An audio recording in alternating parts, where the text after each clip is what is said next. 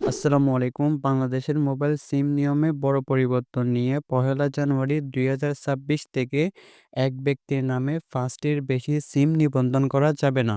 হ্যাঁ, এটি বিটিআরসি এবং গভর্নমেন্ট ঘোষণা করেছে। আগের নিয়মে একজন ব্যক্তি তার এনআইডি দিয়ে সর্বোচ্চ ১০টি সিম নিবন্ধন করার সুযোগ ছিল। কিন্তু আগামী ১লা জানুয়ারি থেকে শুধুমাত্র ৫টি সিম কার্ড রেজিস্টার করতে পারবে একটি এনআইডি দিয়ে। এই সিদ্ধান্ত অপরাধ দমন, সাইবার নিরাপত্তা ও ইলেকশন সেফটির জন্য নেওয়া হয়েছে। ১লা জানুয়ারি ২০২৬ থেকে একজন ব্যক্তি সর্বোচ্চ ৫টি সিম নিবন্ধন করতে পারবে একই এনআইডিতে। এর বেশি হলে নতুন সিম নিবন্ধন অ্যালাউড হবে না। যাদের কাছে এখন ১০ বা তার চেয়ে বেশি সিম আছে তাদেরকে আগে সিম সংখ্যা ৫-এর নিচে নামাতে হবে। তাহলেই আপনি নতুন সিম নিবন্ধন করতে পারবেন। এখন আমাদের প্রশ্ন হতে পারে, নতুন বছরের শুরু থেকে সরকার ও বিটিআরসি কেন এমন সিদ্ধান্ত নিয়েছে?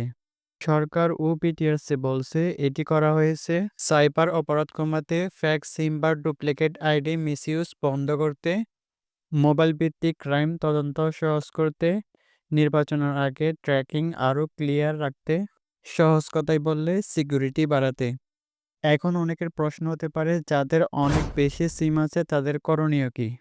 যদি আপনার এনআইডি দিয়ে ৫টির বেশি সিম থাকে তাহলে আপনি যে সিমগুলো ব্যবহার করেন না সেই সিমগুলো ডিলিট করার জন্য নির্দিষ্ট অপারেটরের সাথে যোগাযোগ করুন এবং সিমটি আপনি ডিরেজিস্টার করুন। কারণ আপনার এনআইডি দিয়ে ৫টির বেশি সিম থাকলে আপনি নতুন সিম তুলতে পারবেন না। তাই আপনি যদি নতুন সিম তুলতে চান তাহলে আপনার এনআইডি দিয়ে ৫টির কম সিম রেজিস্টার্ড থাকতে হবে।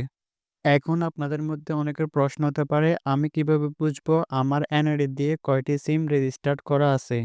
আপনার এনআইডি দিয়ে কয়টি সিম রেজিস্টার্ড করা আছে সেটা চেক করার জন্য আপনি টাইপ করবেন *6001#। তারপর আপনার যেকোনো একটি সিম সিলেক্ট করে ডায়াল করে দিবেন। এরপর আপনার এনআইডির শেষের 4টি সংখ্যা চাইবে, আপনি শেষের 4টি সংখ্যা বসিয়ে দিবেন। তারপর আপনি দেখতে পারবেন আপনার এনআইডি দিয়ে কয়টি সিম রেজিস্টার্ড করা আছে।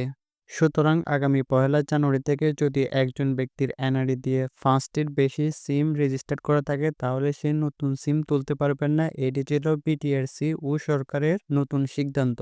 তো এই ছিল আজকের ভিডিও। দেখা হচ্ছে পরবর্তী অন্য কোনো নতুন ভিডিওতে। সে পর্যন্ত ভালো থাকবেন, সুস্থ থাকবেন, এই চ্যানেল এবং পেজটির সাথেই থাকবেন। আল্লাহ হাফেজ।